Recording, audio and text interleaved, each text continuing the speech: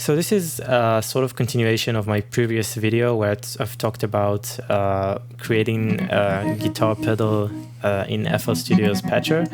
And in this video, I wanted to show you a more complex pedal emulation that I made.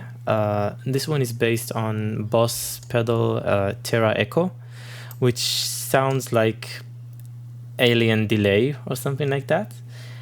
So I have like an acoustic guitar from my song I Don't Know You Anymore, and it's pretty good source material for that because it has a lot of like peaking moments with the guitar where you like slap and mute the strings,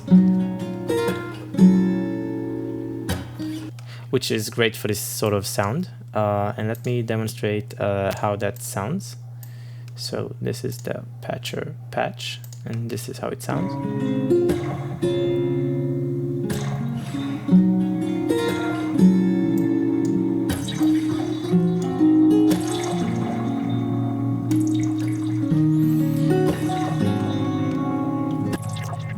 So yeah, you can get really alien results, and this entire concept is based on multiband delay. So let me demonstrate with FL Studio's built-in multiband delay. So if you delay the lows and play the highs first, you get this sort of sound. And you can also see in the frequency spectrum how it just like goes from the top of the frequency all the way to 20 Hertz. And if you change the delay time to be really, really fast, like so, and reduce the feedback,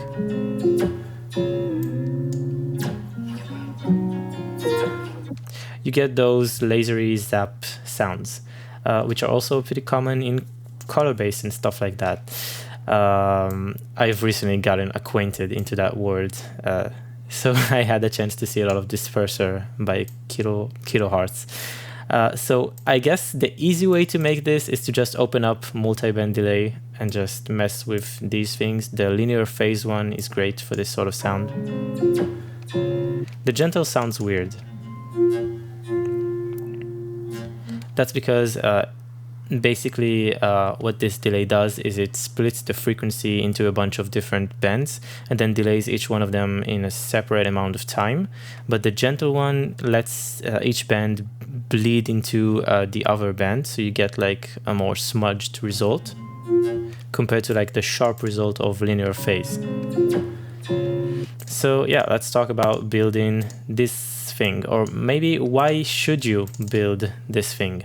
So I guess the main advantage that this thing has is that if you change the pitch feedback time, you don't get pitching effect.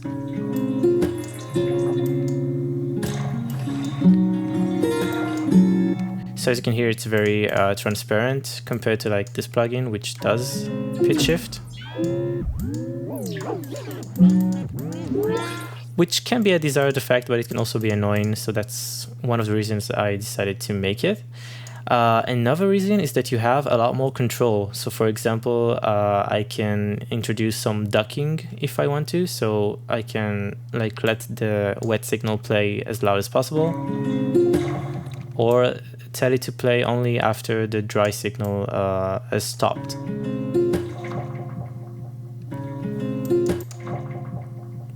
Like this. You can also introduce some extra effects to your choice. Like I, for example, introduced tone. So you can get those sparkling bits really bright or really dark. I also introduced a freeze function. So you can freeze indefinitely the weird grainy parts of your delay that you found. And I've also introduced cutoff skewing, which basically moves the entire cutoff of this thing up or down. So let me demonstrate.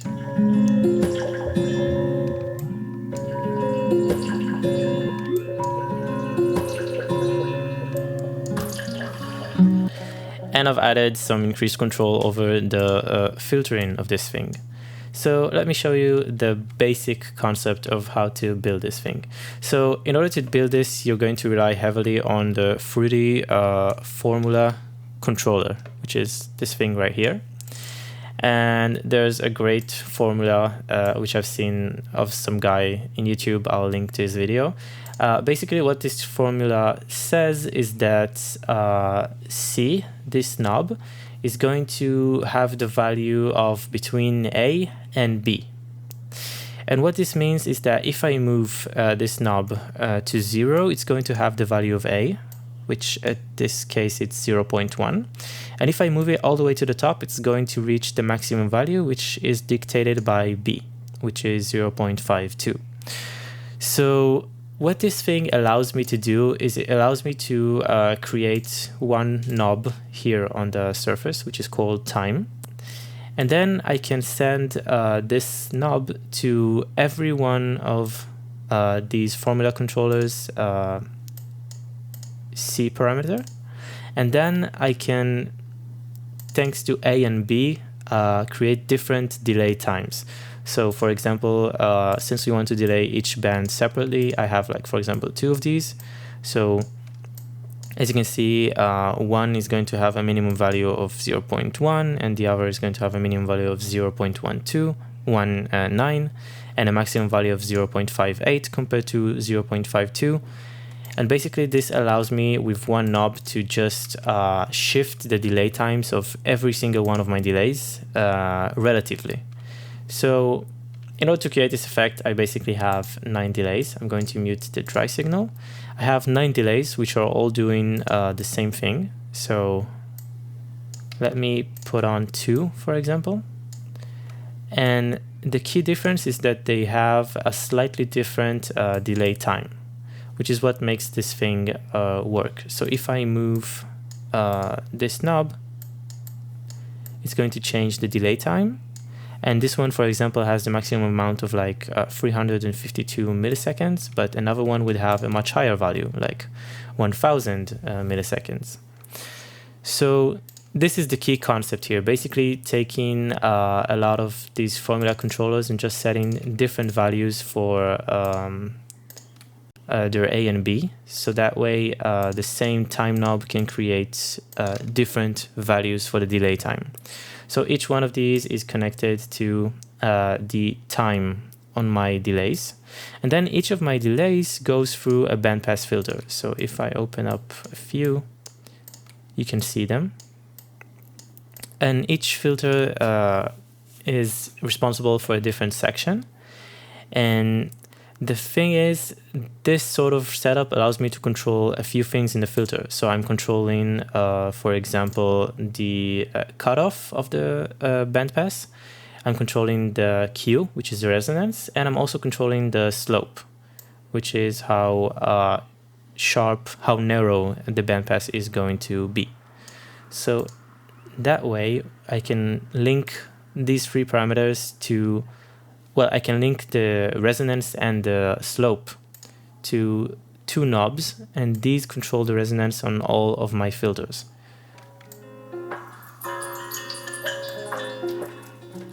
And by controlling the slope, I can create a more narrow or more bleeding sort of sound.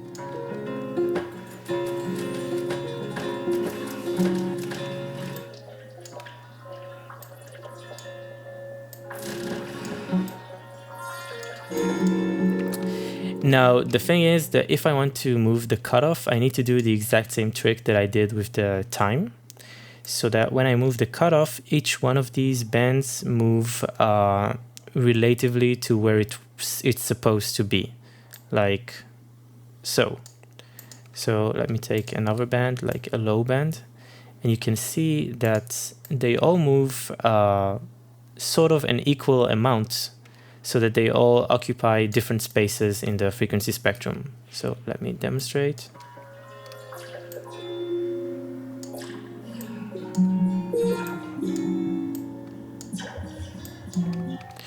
And the way to do that was exactly the same. Basically, I used this same formula, and I've routed the cutoff, this knob, I've routed it to the C parameter. So the cutoff controls the C parameter. And then A and B are different for each filter. So for example, the highest filter has almost a maximum value that C can, that it can output. But for example, a much lower bandpass filter is going to have a much lower value that it can output at its maximum. So this gives me control, a relative control over each of the frequency peaks, like so. So yeah, I've got this sort of chain going on, and then all of these filters are going to a fruity balance, and this just allows me to control the volume of the wet signal. So I'm linking its volume into a knob called wet, and this is what it does. And then I'm sending it into a flip EQ, which is a very convenient tool because it at the same time boosts the highs and cuts the lows, or the other way around. So something like this. And this allows me to have easy control over the tone. Let's play an example.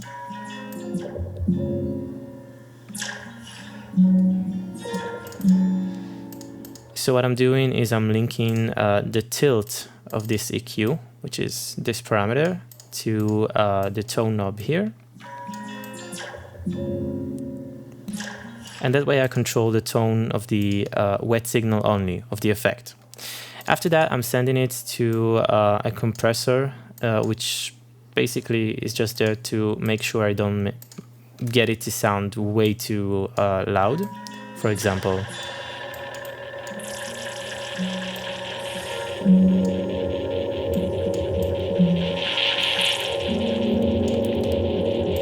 as you can see, no matter how crazy I push it, it remains at sort of the same level. And then the final thing I'm adding is a limiter. So this limiter is basically just a sidechain compressor. So in order to do that, I'm sending, as you can see, I'm sending the compressor here that just limits the sound into the main input of the fruity limiter. And then I've added another audio input like this, add one. And I've linked this second input to the dry signal. So the dry signal doesn't get played at all, but it is the compressing source for the ducking. So what the ducking knob does is it just is linked to the compressor threshold. Let me demonstrate. As you can see, the threshold goes lower. And this basically enables the ducking by the dry signal. So let's hear an example. Almost no ducking.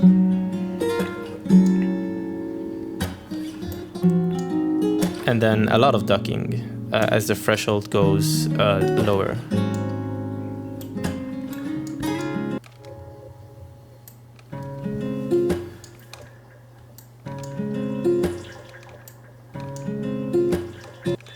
So this just allows you to have a bit more control over the effect and how pronounced it is in your mix, sound, jam, whatever it is.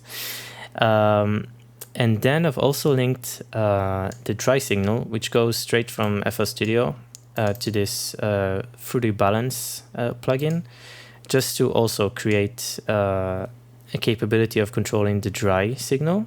So I've just linked this dry knob into the volume knob here.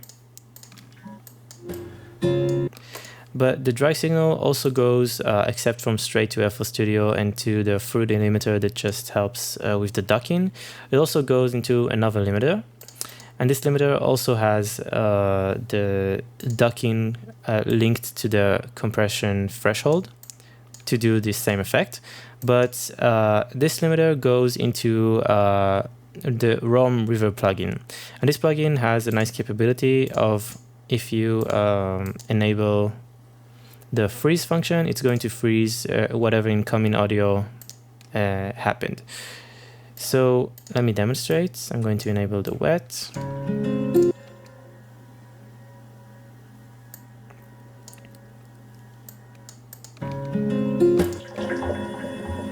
And as you can hear, it just stays frozen. So how this freeze knob works is basically it sends a signal to the ROM to click on the freeze button, but it also sends a signal to the free balance to go from 0 volume to some volume. So how I did this is simple. It's exactly like the freeze button. Basically, if you don't click on the button, then the value being sent is 0. And if you click on it, then the value being sent is the maximum value, which is the maximum volume. So this is how it works.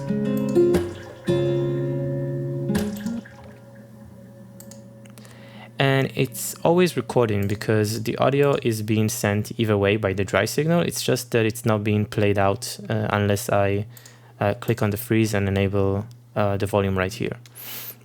So another cool thing that this patcher patch lets you do is to experiment and add your own tiny details if you'd like. So one of the cool details in Soundtoys Echo Boy Jr. is that you have a bunch of different modes for the delays. So what I did is I just enabled this parameter as well by going to Inputs Parameters. And there's the Echo Boy Style parameter. And I've linked each and every one of these to the delay style knob. So this knob just, as you can see, goes through the different delay styles. And that can give you a wildly different sound. Let me play like an example so we can hear it.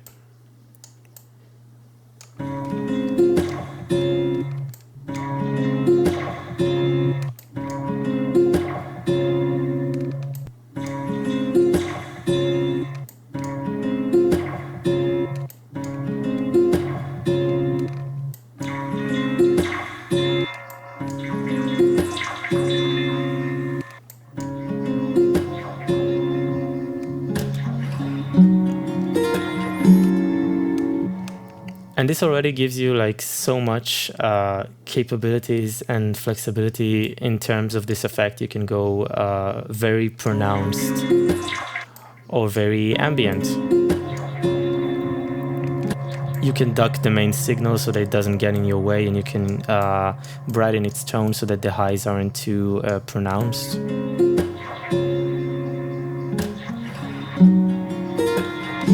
You can change the cutoff point if you want a higher delay starting point.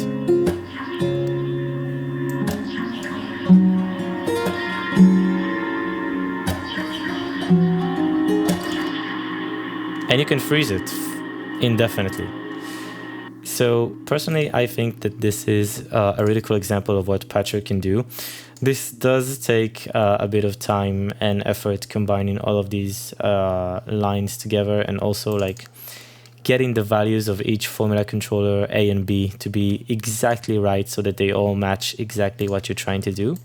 But this does give you a lot more control, granular control over what you're trying to make, and this can get you a lot more sounds than, for example, this sort of setting, which is also cool and honestly a lot simpler than what I've made.